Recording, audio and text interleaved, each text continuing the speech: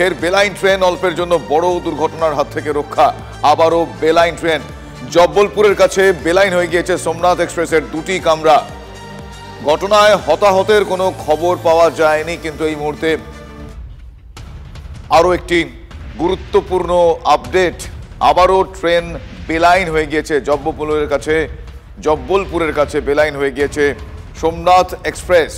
UEM Jaipur is a perfect target for prospective students aspiring for good jobs, good education with future-ready skills.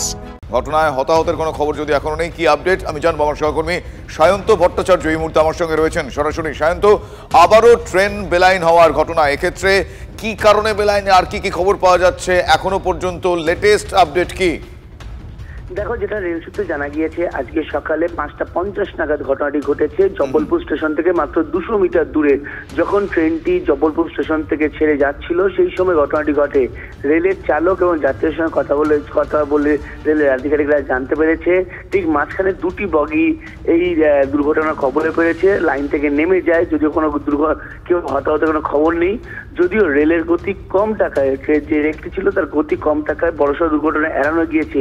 কিভাবে এই লাইনচ্যুত হওয়ার ঘটনা ঘটলো তা খতিয়ে দেখা চলে রেল আধিকারিকরা জানিয়েছে। যেহেতু একদম মাঝখানের বগি ঘটনা ঘটেছে, সে কারণেই কোন রকম নাশকতা বা অন্য কোনো ঘটনা ঘটেনি।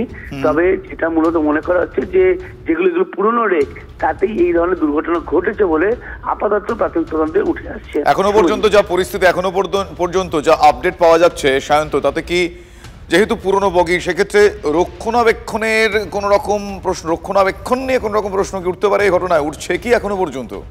দেখো, জলপাইগুড়ি দুর্ঘটনার পর থেকে যে কোনো দুর্ঘটনা হচ্ছে তার মধ্যে 80% কিন্তু পুরনো রেকের জন্যই ঘটনাগুলো ঘটছে। আর এগুলো এই ক্ষেত্রে কিন্তু পুরনো রেকের সম্ভাবনা উড়িতে পারা যাচ্ছে না। তবে রেল আধিকারিকরা জানাচ্ছে কিছুক্ষণ আগে যদি ঘটনা ঘটেছে, গোটা ঘটনাটি তদন্ত না করে কি কারণে ঘটনা ঘটেছে তা এখনো বলা সম্ভব নয়। তবে পুরনো রেকটিকেই মূলত তারা গুরুত্ব দিচ্ছেন, যে পুরনো রেকের জন্য এই ঘটনা ঘটতে পারে বলে তাদের আশঙ্কা এখনো পর্যন্ত অনুমান করছেন। অনেক ধন্যবাদ সায়ন্ত, তুমি পরিস্থিতির দিকে নজরে রাখো। তোমার কাছ থেকে আমি আবারও আপডেট নেব।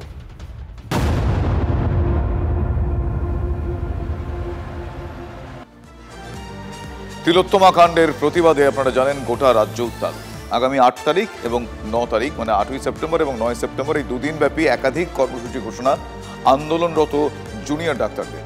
রবিবার সকাল 10টা থেকে জেলায় জেলায় ক্লিনিক করবেন জুনিয়র ডাক্তাররা, আর ওই দিনই রাতে শান্তিপূর্ণ প্রতিবাদ কর্মসূচি আন্দোলনের ডাক দিয়েছেন চিকিৎসকরা। 8ই সেপ্টেম্বর অর্থাৎ রবিবার জুনিয়র চিকিৎসকদের ক্লিনিক সংলগ্ন এলাকায় জনতার মতামত কর্মসূচি আন্দোলনকারীদের। 8ই সেপ্টেম্বর আমরা আয়োজন করছি জনতার মতামত রাজপথে আদালত কর্মসূচি। আমরা জেনে নেব আমাদের সুস্পষ্ট 5 দফা দাবি নিয়ে তাদের কি রায়। আমাদের আহ্বান, রবিবার বিকেল 5টায় রাস্তায় মানববন্ধন করে নিজ নিজ জাতীয় সঙ্গীত গাইবার। আসুন 8 থেকে 9 তারিখের মধ্যরাতে 12টার সময় আমরা বেরিয়ে পড়ি রাস্তায়, শান্তিপূর্ণ প্রতিবাদ কর্মসূচি পালন করি নিজস্ব পরিসরে।